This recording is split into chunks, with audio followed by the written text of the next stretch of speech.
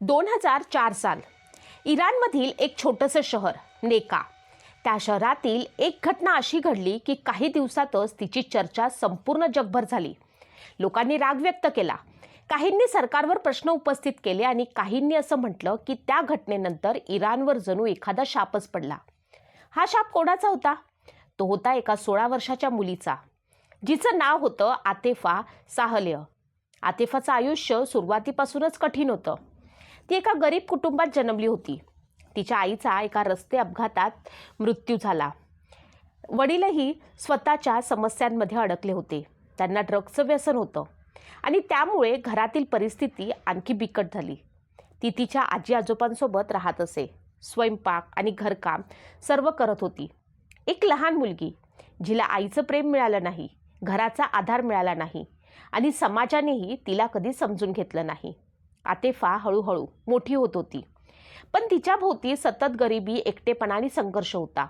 असं म्हणतात की त्या काळात ती अनेकदा रस्त्यावर दिसायची, लोकांशी बोलायची आणि काही वेळा वादही व्हायचे. आतेफा 13 वर्षांची होती तेव्हा ती आपल्या एका शाळेच्या मित्रासोबत कारमधून जात होती. तेव्हा तिने त्यांचा हिजाब घातला नव्हता. तेव्हा तेथील पोलिसांनी तिला ताब्यात घेतलं आणि तुरुंगामध्ये टाकलं. तेथे तुरुंगात देखील तेथील गार्डने तिच्यावरती वारंवार बलात्कार केला. जेव्हा तिला न्यायालयात आणले जात होते तेव्हा ती चालू देखील शकत नव्हती. तिच्या अंतर्भागातून रक्त टपकत होतं. समाजात तिच्याबद्दल वेगवेगळ्या अफवा पसरू लागल्या. काही लोकांनी तिच्यावर आरोप केले की ती अनैतिक वर्तन करते. इराणमध्ये त्या काळात धार्मिक कायदे खूप कठोर होते. अशा प्रकारच्या आरोपांना खूप गंभीरपणे घेतलं जात होतं आणि एक दिवस आतेफाला अटक करण्यात आली.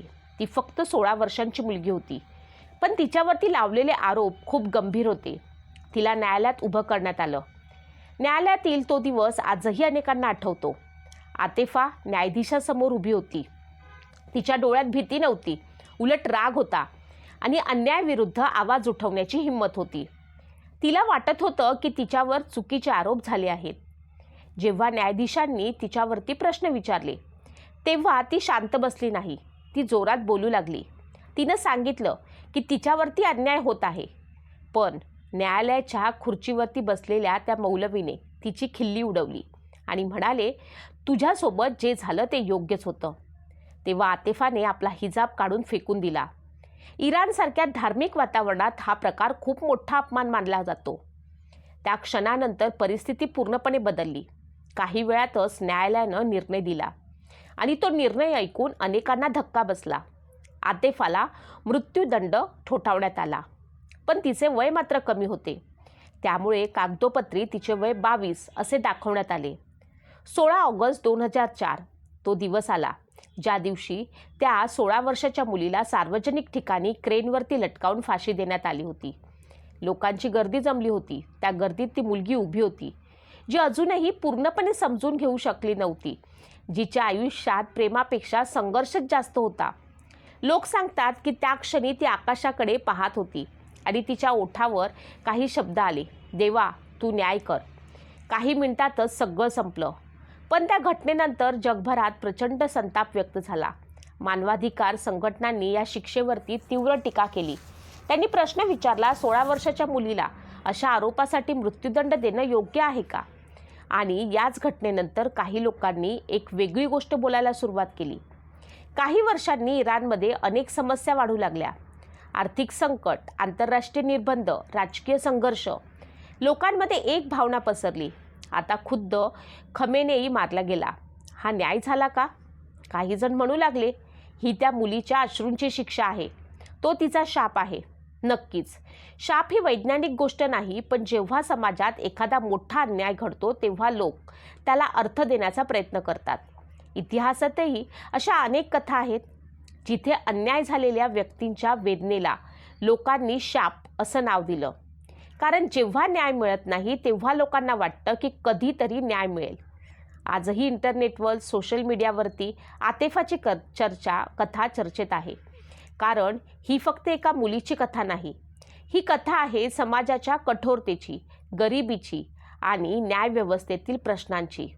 कदाचित जर त्यावेळी तिला समजून घेणारं कोणी असतं, जर तिच्या आयुष्यामध्ये थोडं प्रेम असतं, तर कदाचित आज ही कथा वेगळी असती. आतिफा आज जिवंत नाही, पण तिची कथा अजूनही जिवंत आहे. ती आपल्याला एक प्रश्न विचारते, कधी कधी गुन्हा व्यक्तीचा असतो का, की परिस्थितीचा? आणि जर समाजाने वेळेवर मदत केली असती तर किती आयुष्य वाचू शकली असती? आजही काही लोक म्हणतात, इराणवर आलेल्या संकटाच्या मागे आतिफाच्या वेदनांचा शाप आहे. तो शाप खरा आहे की नाही हे कोणी सांगू शकत नाही. पण एक गोष्ट नक्की आहे, अन्यायाची कथा कधीच मरत नाही. ती पिढ्यानपिढ्या सांगितली जाते आणि लोकांना आठवण करून देते की न्याय म्हणजे फक्त शिक्षा नाही, तर सत्य समजून घेणं आहे. आतिफाची कथा ही फक्त एका मुलीची कथा नाही, ही कथा आहे त्या प्रत्येक मुलीची जी परिस्थितीची बळी ठरते, कधी गरिबीमुळे, कधी समाजाच्या कठोर नियमांमुळे आणि कधी लोकांच्या चुकीच्या निर्णयामुळे. आपण अनेकदा एखाद्या व्यक्तीचा न्याय पटकन करून टाकतो, पण त्या व्यक्तीच्या आयुष्यामागची वेदना, संघर्ष आणि परिस्थिती समजून घेण्याचा प्रयत्न करत नाही. समाज म्हणून आपली जबाबदारी फक्त चुका शोधण्याची नाही, तर समजून घेण्याची आणि मदत करण्याची आहे. कारण कधी कधी गुन्हा व्यक्तीचा नसतो, तो परिस्थितीचा असतो. जर समाज वेळेवर साथ देईल तर कदाचित अनेक आयुष्य वाचू शकतील. आणि म्हणूनच आतिफाची कथा आपल्याला एक गोष्ट शिकवते, न्याय म्हणजे फक्त शिक्षा नाही, तर सत्य समजून घेणं आणि माणुसकी जपणं होय.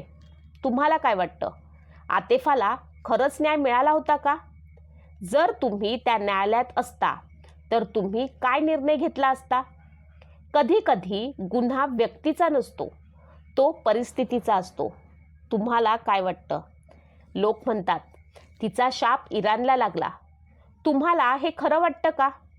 या संपूर्ण घटनेबद्दल तुमचं मत कमेंटमध्ये नक्की लिहा, कारण प्रत्येक मत महत्त्वाचं आहे. या कथेवर तुमचं मत एका शब्दात लिहा, न्याय की अन्याय. आता आपण पाहूया समाजामध्ये किंवा इराणमध्ये स्त्रियांची जी अवस्था आहे ती काय आहे. आजच्या जगात अनेक देश स्वतःला आधुनिक म्हणवतात, पण काही ठिकाणी अजूनही महिलांच्या आयुष्यावरती कठोर निर्णय आणि मर्यादा लावल्या आहेत. असा एक देश म्हणजे इराण. इराणचा इतिहास खूप प्राचीन आणि समृद्ध आहे. संस्कृती, कला, साहित्य, विज्ञानात या देशानं मोठं योगदान दिलं आहे. पण या सगळ्यांच्या मध्ये एक कठोर वास्तवही आहे, आणि ते म्हणजे महिलांच्या स्वातंत्र्यावरती असलेले अनेक नियम. 1979 साली इराणमध्ये एक मोठी राजकीय उलथापालथ झाली.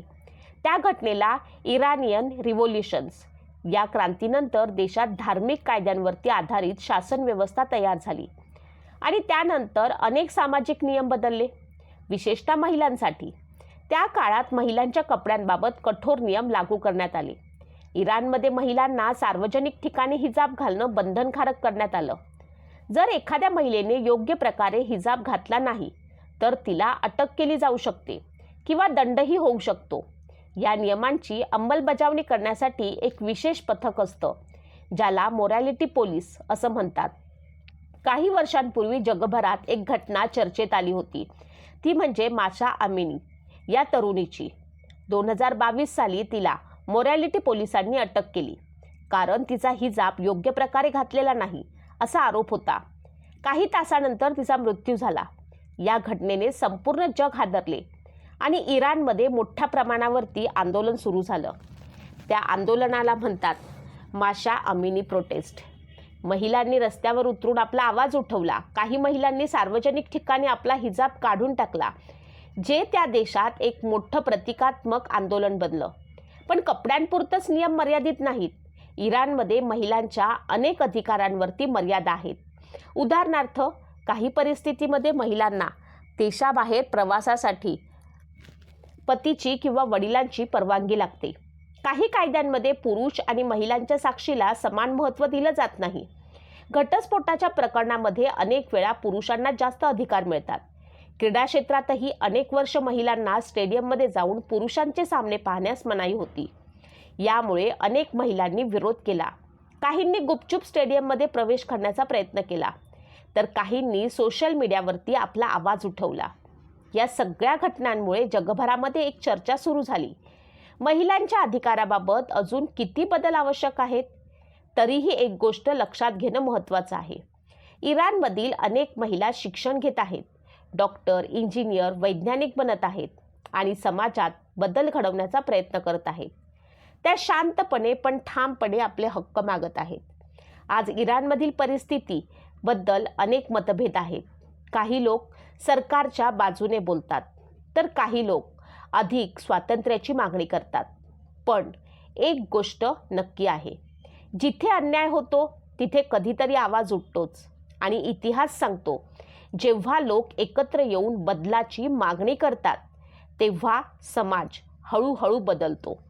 आज इराणमधील महिलांची कथा ही फक्त संघर्षाची कथा नाही, तर ती आशेचीही कथा आहे.